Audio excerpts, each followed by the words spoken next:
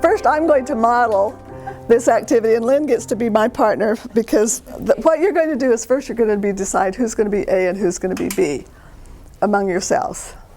A is for adorable, B is for brainy. Don't. Before you get too excited, you're going to switch roles, so you get to be both. But I want you to start out by being adorable. Me on the chair. Where do you want me? On your knees. Oh, on my knees. I should have known that. So, to start with, A's, and actually it's very important this, I give you the instructions, because I'm going to ask you to stand on chairs and kneel on the floor. If you're not comfortable standing on a chair or kneeling, you don't have to. One of you could just be standing on the floor and the other sitting down, but the idea is to have one taller than the other. But are you comfortable kneeling? I think I'm okay. But whenever you ask somebody to stand on a chair, I'm going to ask Lynn as my partner to be my spotter, which means she's going to spot me while I get up here. Okay. Which means, you know, we used to not do this and somebody fell. Do you remember the workshop where somebody fell? So now we be sure that we add in, have a spotter. Okay, so now I want you to think of some behavior that really, really bugs you, and a time when you just really lose it, and or actually you probably never do, but you can role play what your neighbors do. It looks like something like this. I can't believe you would hit your little brother. Now you look at me when I'm talking to you. Do you want me to hit you and show you what that feels like? Get up here and listen to me. Never mind, you just go to your room and think about what you did, and I'll talk to you later. I'm going to tell your dad when he gets home. Oh, I hate it, how good I am at that. Now will you help me get down? No. Okay, now you notice that doesn't have to take very long, and I want you to exaggerate. When you're role playing, pretend you, I know you never do that, none of you would ever do that, but you're role playing what happens. So everybody take just a few seconds first with one kneeling, and then you'll switch roles so you experience both positions. Okay? Your learning will be enhanced if you find at least one other person to participate in this role play with you so you can experience both positions. You might also want to teach this activity to at least 2 to 6 other people so you can experience the facilitator role. This suggestion goes for all the activities you'll see. You're not going to have any more players for a long time.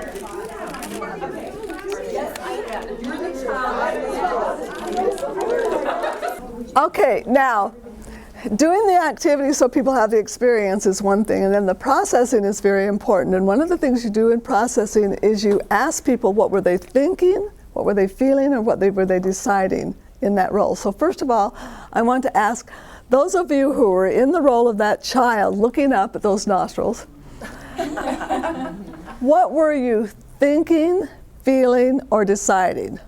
Who's willing to share? As the child first, what were you thinking or feeling or deciding? Okay. What can I say or do to make it stop? And I think I just want to say I'm sorry, but maybe I should just be quiet and let her finish. So that's what you were deciding. Mm-hmm. I'm going to try and delve a little bit deeper, and you were also thinking, what can I do to make it stop?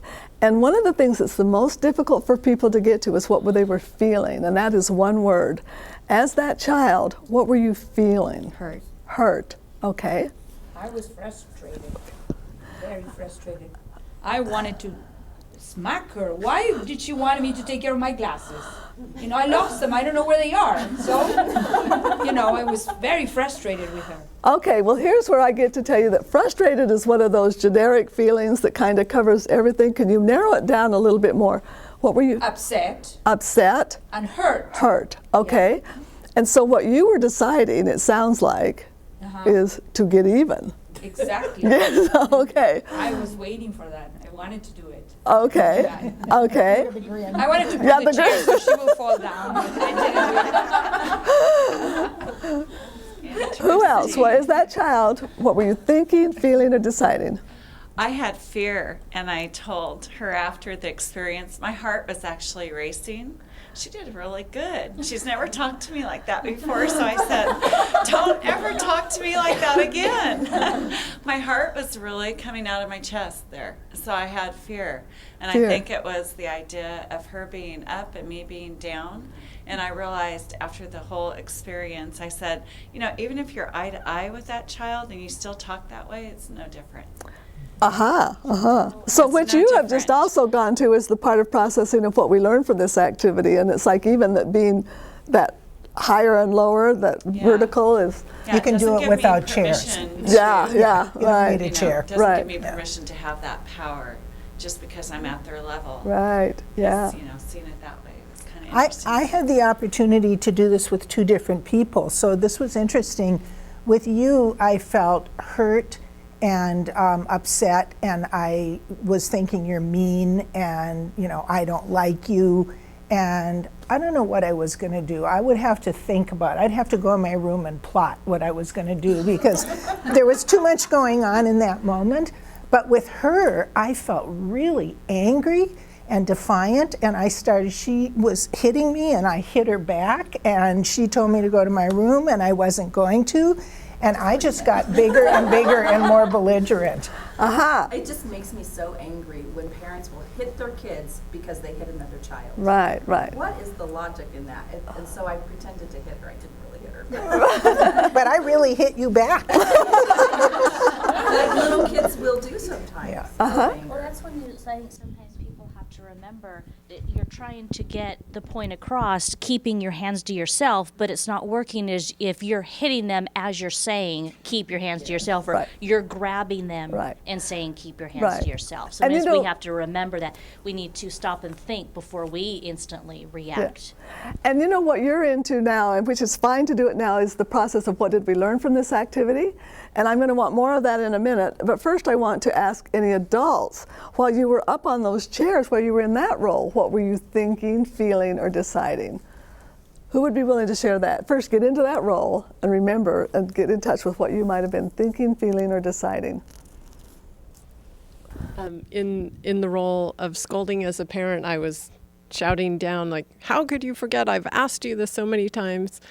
And I felt guilty and I felt sad because I knew I wasn't doing a good job, and I felt frustrated because I knew it wasn't going to be effective anyway.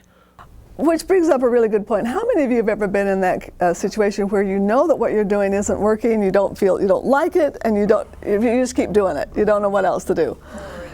Right. And see, I just modeled another thing. It's like really helpful to ask other people, how have you felt that? Because see, they're starting to realize, okay, I'm not alone. Okay, I think that Karen, you had something too in that role. What were you thinking, feeling, or deciding? I think in that role I was feeling powerless because I'm telling her whatever she did over and over again. So even I'm saying the words to her, but I'm feeling powerless and discouraged because it's not working. Uh-huh. And so I've got all this anger in me, and it's not productive. And the So same here is, discouraging. but we keep doing it. How many of us do that? It's like, even though we're acting powerful, we feel powerless.